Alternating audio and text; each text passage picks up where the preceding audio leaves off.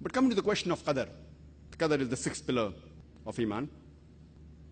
That Allah subhanahu wa ta'ala, we Muslims believe that Allah writes the Qadar, He writes the destiny. And people may object.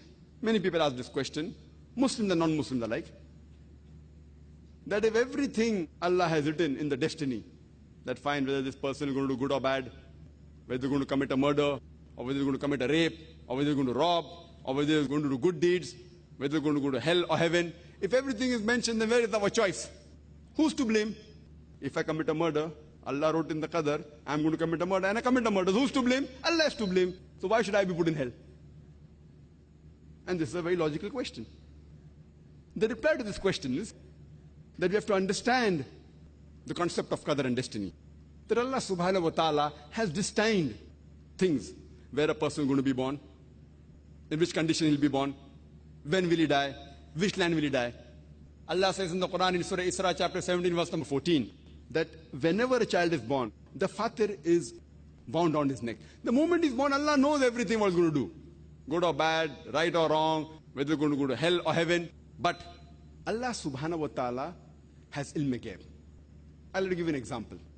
That suppose in a class, there's the teacher who teaches about 100 students for about 1 year. And before the examination, that teacher predicts that this student, he will come out first in class, first class first. This student, he'll get second class. That student will fail. Just an example, don't feel bad, brother. Now, after a few days, the examination takes place, and this student comes out first class first, this student gets second class, and that student fails. Now, I'm asking you a question, can the student who failed, can you object to the teacher that because you predicted, I'm going to fail, I have failed? Who's to blame? The teacher or the student? Who's to blame? The student. The teacher predicted this student, he plays hooky, he doesn't attend class, he sees movie, therefore he's going to fail.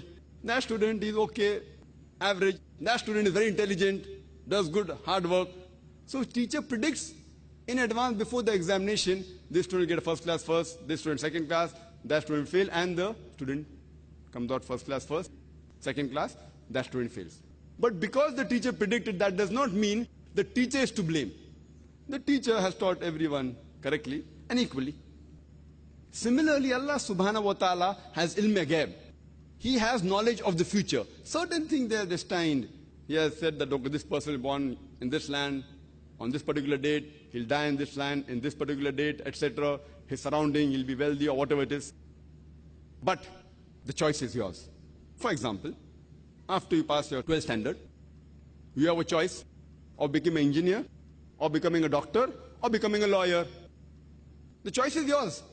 You choose to become an engineer. So Allah already knows in advance that after you pass your standard 12, you will choose to become an engineer. He's written in advance. It is not because Allah has written that you are choosing. It is because you have chosen, Allah has written in advance. The choice is yours. But Allah knows your choice. For example, if you come at a crossroad, and there are 5 roads, road number 1, 2, 3, 4, 5. The choice is yours. You can either take road number 1, 2, 3, 4, 5. You choose road 2. It's already mentioned in advance in your destiny that you will choose road 2. It is not because Allah is writing that you're choosing, it is because you will be choosing that Allah has written in advance. So the choice is yours.